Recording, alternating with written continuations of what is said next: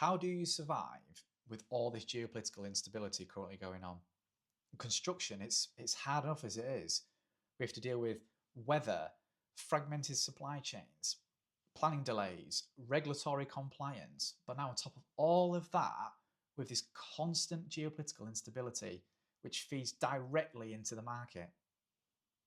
Once what looked like a short-term spike in pricing is now something we actually have to start planning for. War and disruption abroad, it feeds into energy spikes and it drives higher material costs. It creates disrupted supply routes, higher freight, increase in insurance, more pressure right across the entire supply chain. And tariffs, they just add even more pressure. So the question is not just when does it all end? The question is, what do we do whilst all this is happening? How do we price for this in the future? How do we protect ourselves in times of conflict, tariff increases, and general geopolitical instability? Because these problems keep turning up again and again. And if you're already stuck in a fixed price contract, what do you actually do to stop your margin being eaten alive? Because that's the real issue. You price a job in one market and then you expect to deliver it in another. And that's the trap. It's not the rising costs, it is the uncertainty. Do you start pricing for conflict? Do you price for instability? And if you do, how much? How much do you add to the job? But then do you simply price yourself out of the market? And that's the problem. We need to figure out how to deal with all this. You need to stop waiting for the markets to settle first off. That is the first mistake. People are sat there waiting for prices to calm down. They are waiting for certainty to present itself.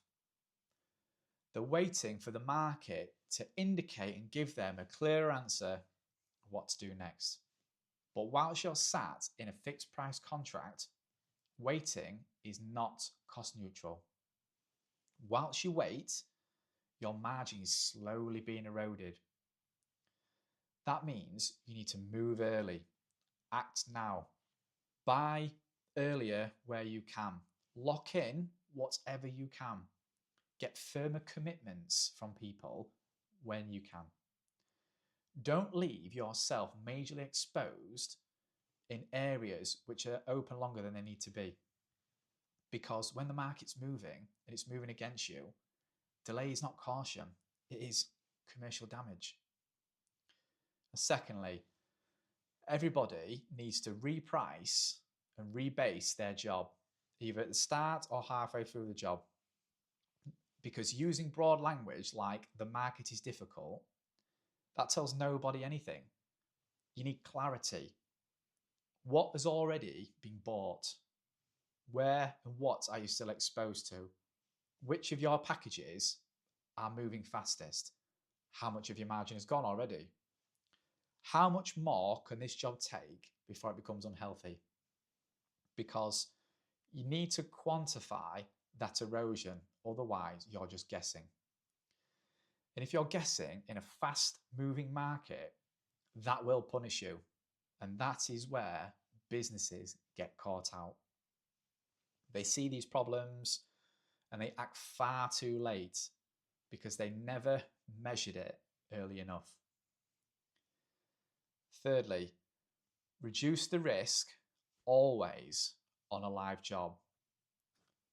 This action matters most. Challenge your suppliers hard.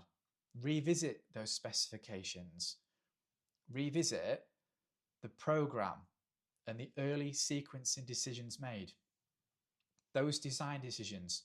Find betterment and find open risks which shouldn't be there. Because survival in a market like this is not about predicting the future perfectly. It's about reducing how much of the job is still vulnerable to a future you do not control. Don't just sit there and think, let's hope it all calms down, but sit there and think, how quickly can we close this out before the next issue lands? Fourth, do not build your survival plan around a weak force majeure clause.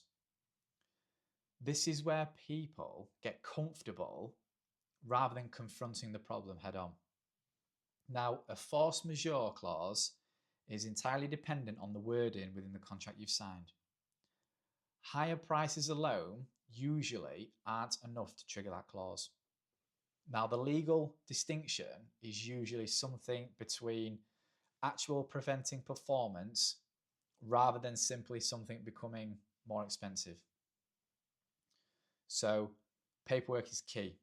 Protect your notices, find those records, keep all of your supplier correspondence, that lead time evidence and pricing evidence. Because if your clause is vague, weak, or just generally sketchy, don't act like it's going to magically put money back into your job, because it probably won't. Now, the standard JCT force majeure clause generally allows for time, not money.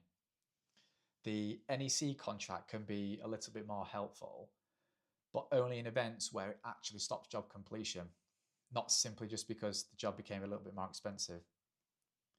And that's why this is important to understand, that what's happening right now is it's not a legal issue. It's a buying issue, program issue, a design issue. All of this is about commercial control and commercial understanding. Now, this entire video is not about fear, it's about commercial realism. If your costs are rising in a market which is unstable, and you're in a fixed price contract where your margin is being eroded whilst you sit and wait and do nothing, hoping for good times to come back, that's going to catch you out. You need to measure that exposure, reduce that exposure, and protect your position. Because in a market like this, waiting for calm is not a strategy. It is how your margin dies.